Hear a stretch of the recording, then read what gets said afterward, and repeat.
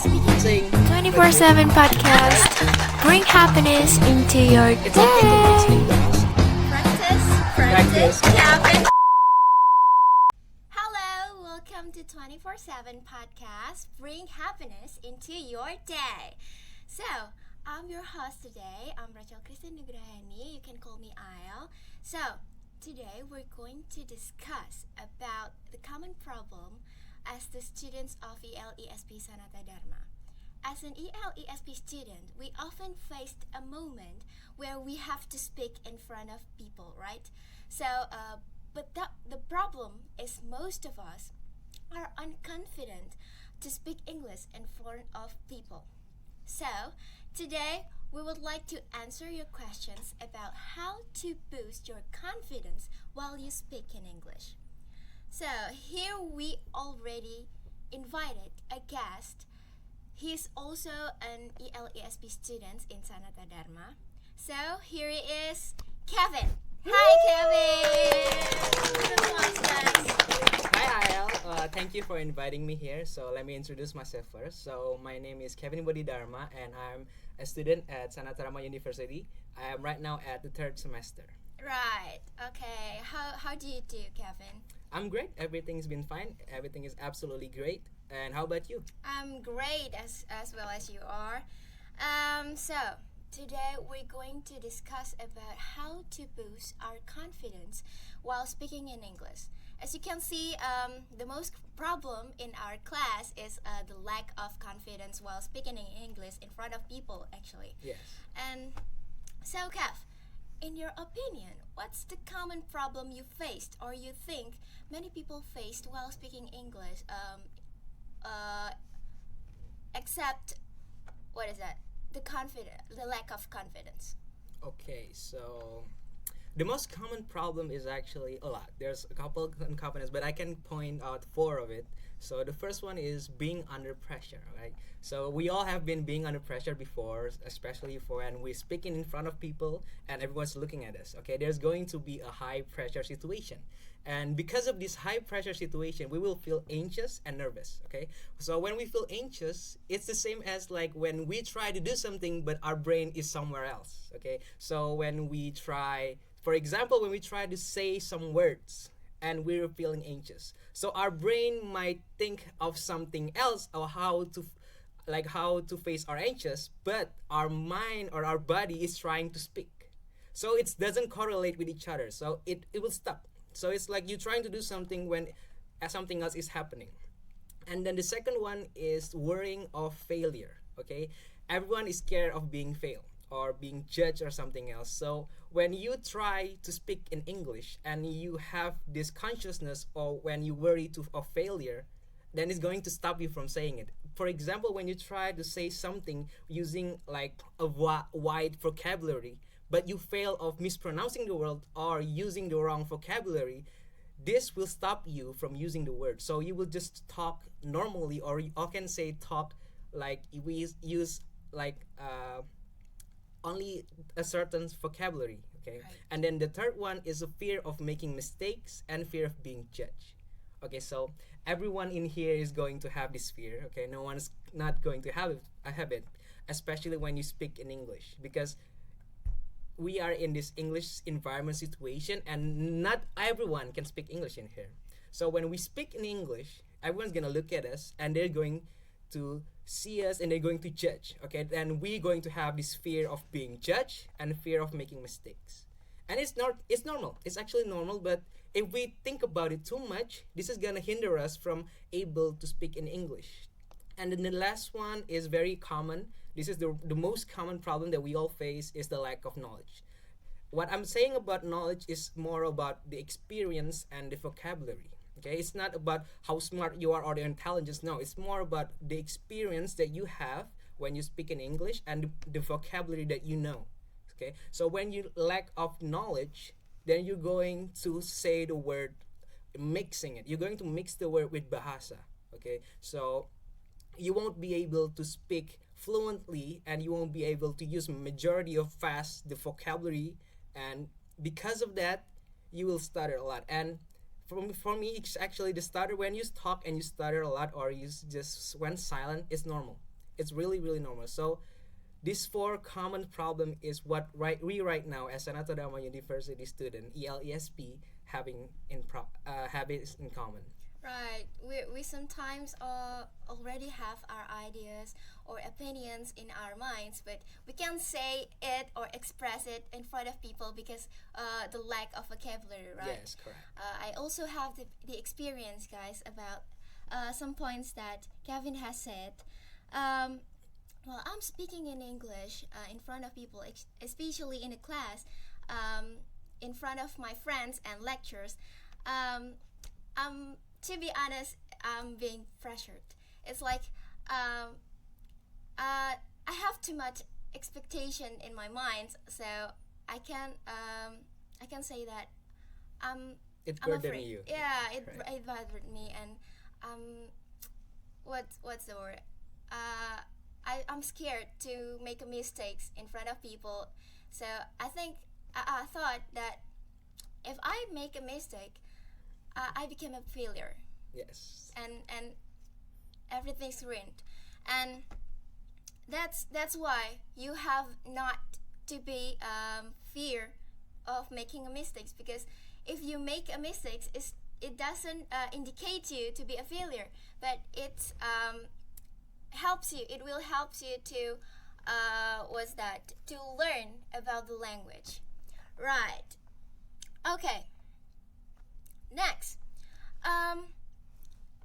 what in our daily life or in our experience, I can say that we oftenly face others' comments or feedbacks, and oftenly we got the hate comments, right? And it's affect our mentality, right? Yes. And the question is how to face others' hate comments. All right. So other hate comment is more like a judge and critics, right? Right. For me, in my opinion, is talking about my opinions. How you face other hate comments is just ignore the comments and keep going. Okay. So it's like when someone say bad thing to you and you will just say thank you for sharing and I appreciate your perspective. Okay. Because when we do something, we don't know what people will think about us. Okay. We don't know how will people think about us, and when they give us these critics and judges, or we can say the hate comment, now we know how they will think about us, and we just say thank you to them and move our way on. We just keep going and learn from their hate comments. And then the second thing is let that hate comments lead you to become the better version of you. Okay. So when people say that you're wrong and you're not good enough, this you won't make it. Okay. And when people say that to you, just think that they are challenging you. Okay. Change your perspective, put positivity in your mind, make them feel that you are engaged. So you prove them wrong, you show them that you are capable, you learn enough, so you show them that I'm able to do this and I will make it, I will success. And then the last thing is you just need to focus on your goals and on your purpose. So why the reason you learn this language? Okay, for example, in here, why you learn English? Okay, you just remember, set your goal and remember your purpose. No matter how many people say you cannot make it, or no matter how many hate comments they're coming to your way, if you have your goal and you already set your mind to the purpose, trust me, you will ignore that hate comments, and the good thing is you will learn from that. Right, I can relate to that. I mean, like, I used to be scared to accept others people comments, and like it instantly affect my mentality, and I became something pessimistic. Yes. Like, yeah, you know. Okay. While we speaking English, we used to get fear while speaking in English, right? Right. And we feel insecure, anxious, and many negative thoughts that we think in our minds. And for me, it's like yeah, as you said before, bothering me.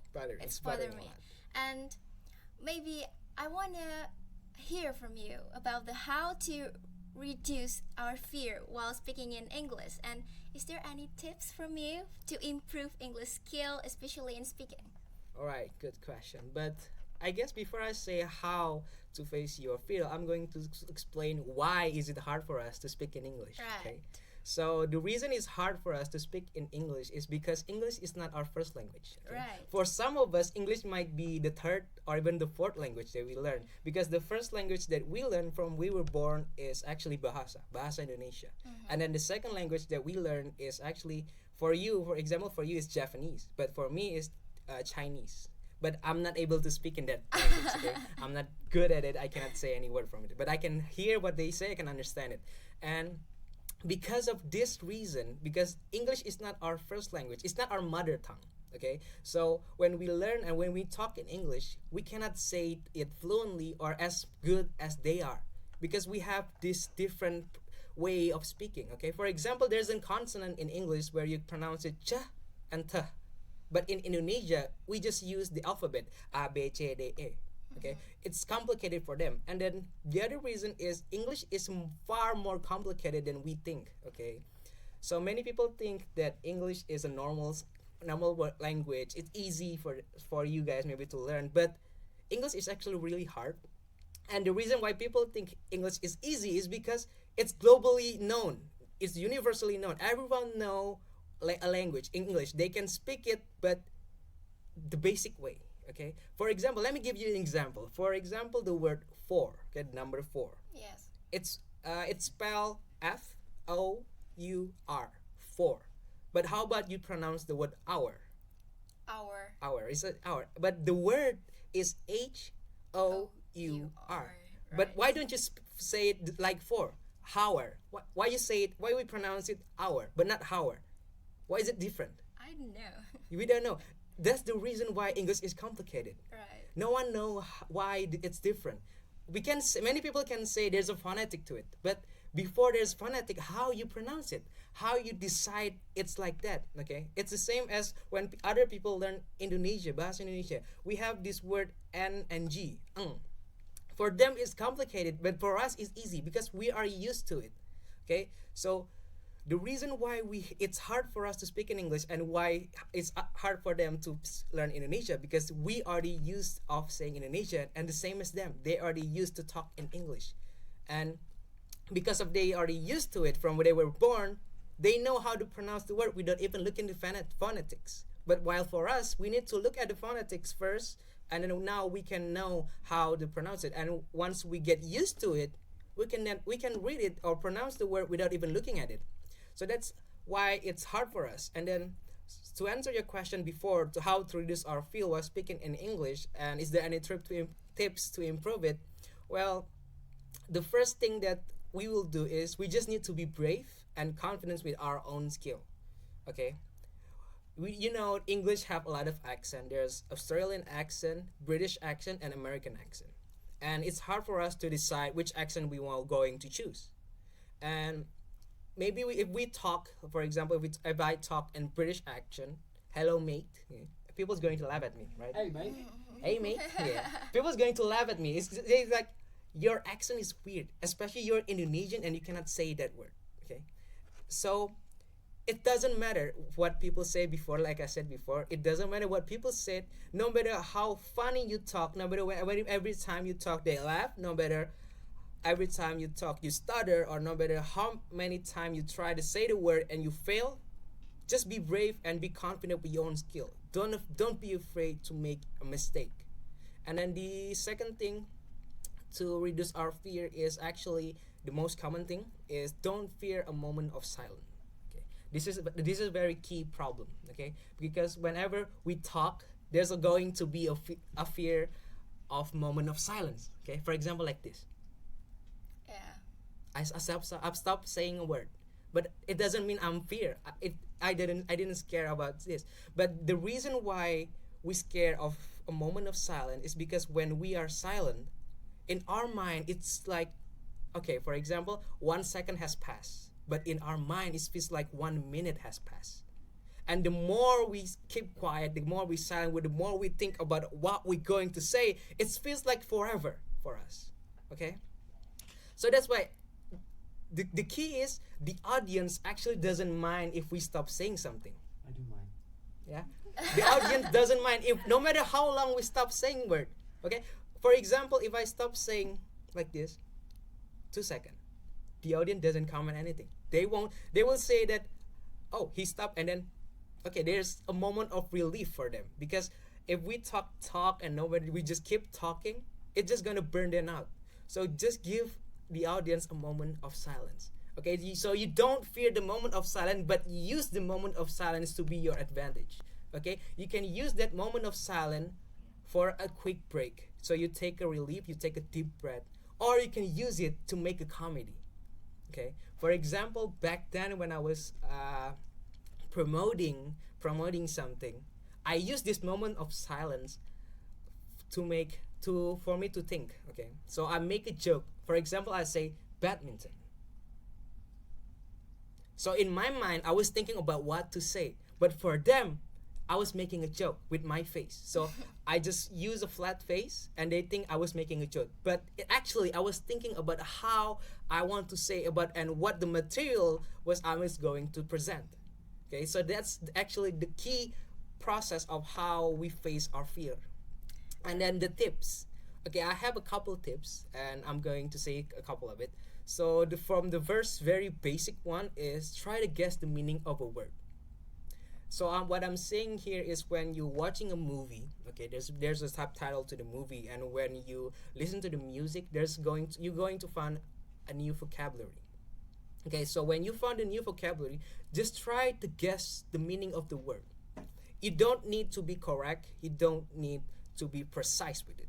But when you guessed it correctly, I can guarantee you will remember it. And even if you guessed it mistakenly, if you guess it wrong, and then you finally know what's mean, I can also guarantee you will remember that word. Okay? Because we as a human learn from our mistake. Okay? So this is the key. We learn from our mistake, and don't let our mistake becomes a burden. And then the second one is start to get used with English. Okay, for example, your laptop right here.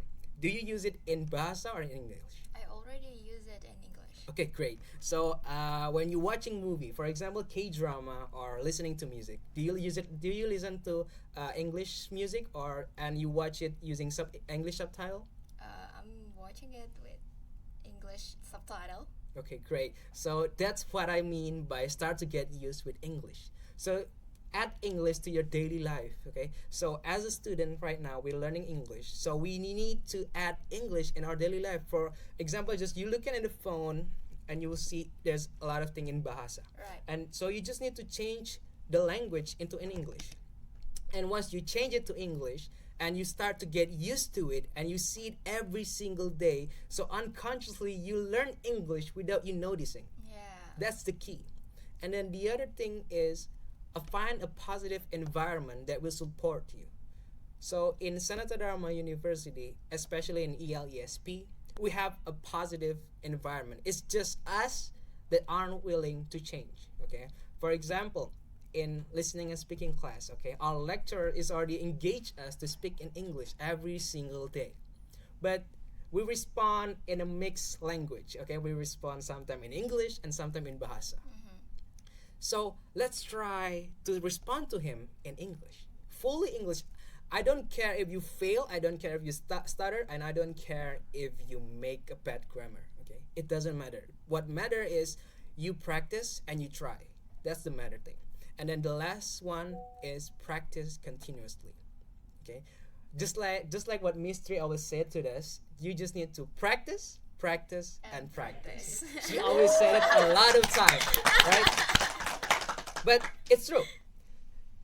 Sometimes in life, the key to success is to practice or just doing something continuously, consistently. Okay, I can give you an example. For example, if you work out to the gym one day for 3 hours and then you look at the mirror and you will see nothing. All right, and then the next day you go out to the gym again, you work out for 4 hours and you look in the mirror and you will see nothing. Okay, it doesn't work. Clearly, it doesn't sum up, you give up. But how about if you go to the gym every single day, 4 times a week, for 1 hour, I can guarantee you gain muscle. Okay, still don't believe me? I can give you another example. For example, when you were born, can you walk? No. No one can walk when you were born, right? Okay, so how do you walk? It's by baby step. Yeah. You move slowly but surely every single day. Your parents will teach you and will guide you every single day, and then you will try to walk consistently. Why? Because you want to walk. Okay, and that's the same as learning a language. Okay, we need to learn continuously and consistently. It's not about the intensity and like a big event in our life. No, it's about the how many times we try and how consistent we are on we trying. It's the same as we learn a baby step. Okay, so that's why many people say learning a language is the same as you learning how to walk when you were a baby. It's all about the baby step. Okay, so no matter how many times you try, and for example, if you have this big event, for example, when you become a master of the ceremony, okay, that's a big event for you, and it will boost your English. Correct, it's going to boost you, but the thing that will make you there is all this little step that you take. Okay, it's not about the intensity, but it's about the consistency. Alright. Wow, that's good points. Let's give the applause to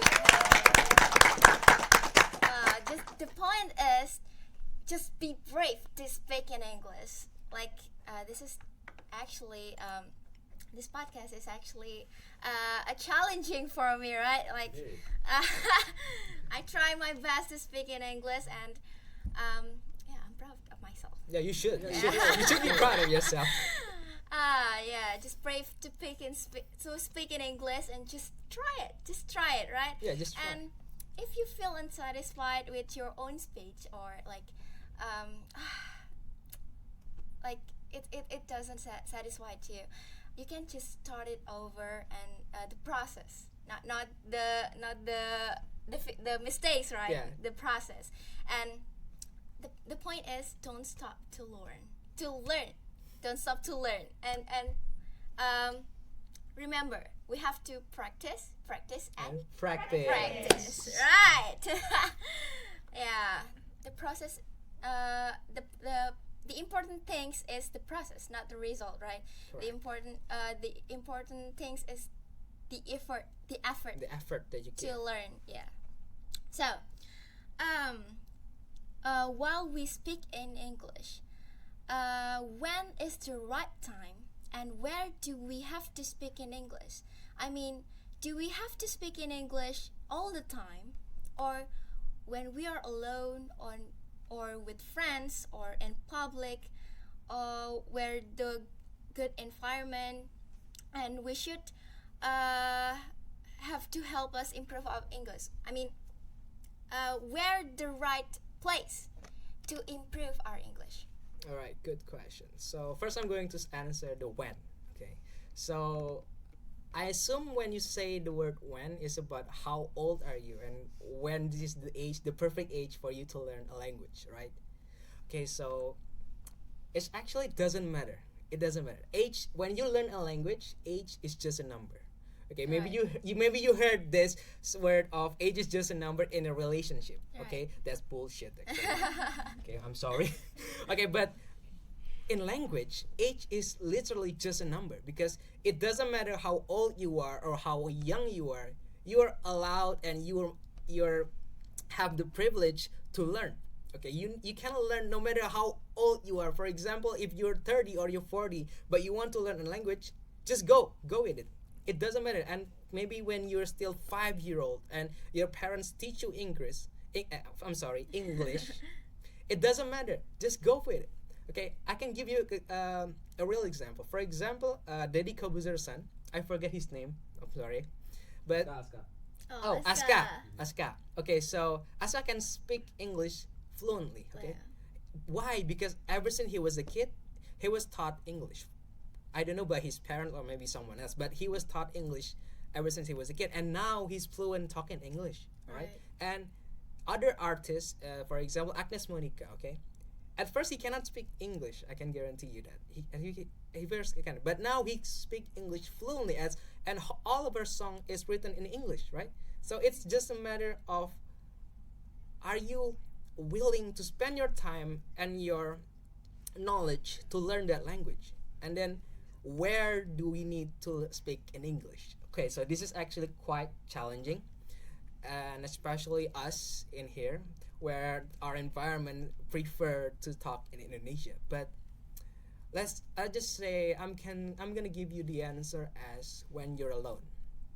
Okay, so when you're alone, for example, when you go out in class after class and you're alone, you go home and you're alone, try to speak English with your mind. Okay, have a conversation alone.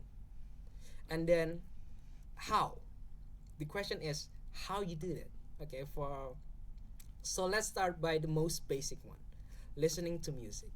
Okay, so if you listen to music in English and then you sing along when you're listening to music, and then I can guarantee you it will improve your English. And then what makes it better, if you manage to sing the word without looking at the lyric word by word.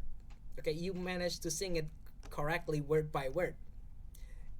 I can guarantee you, I don't know exactly when and what time is it, but I can guarantee it will improve your English. Especially this old song when we heard when we were child in English and we don't know what's the word, and then now you try to sing it again, I can guarantee you can understand it now. So it's just a matter of how you want and where. It doesn't matter actually where, but let's all start by this little thing. Every time you're alone, or every time you maybe in class. Okay, so maybe in class and the lecturer talk to you in English, and maybe you still feel anxious and feel nervous when you talk in English to your friend, but try to talk in English with your lecturer. Okay, so it's all start by this little thing. So you focus your priority to the teacher. Okay, so you try to talk to your teacher first, to your lecturer, and once you get used to it or you're confident enough, you can start to engage with your friend. Ask them, let's try to practice and talk in English. Okay, and you say, let's start, and you say, it's okay to mix in bahasa when you don't know the word, but as long as you try, that's the key point to it. Right. Wow, that's good. That's amazing, actually. And also, I also have an example for, as you said before, like Aska, Agnes, Monica, Yes. and also what's the name? Yeah, and the other one. The other. I also have an bias. You know, the bias. It's Bias. The a person you popular- admire. Yeah. Okay. A popular words for K-popers, right? Who's K-popers here? You spot a lot of people. Yeah, and also this idol named Henry, if I'm not mistaken. He was like, I can say that he is not really fluent in English, but he tried to speak in English in one of his Instagram lives, and it's amazing. Like he practiced a lot. He said, like, so you also have to do it. Like, if you are the fans of Henry, you have to what is that, like, to practice like Henry did. Like, is Henry? No, it's Jeno. Okay, I'm sorry, Jeno. Who is that? It's Jeno. Yeah. Okay. Jeno also have fluent English and good English, actually. So, from today's podcast, I can conclude that to boost our confidence in speaking English, we have to, one, be brave. We have to be brave to try and out of our comfort zone. Yes, correct. And be confident with our own skill.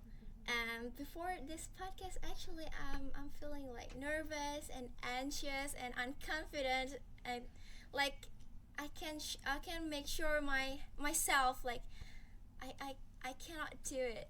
Like I'm supposed to change my mind into a positive mind.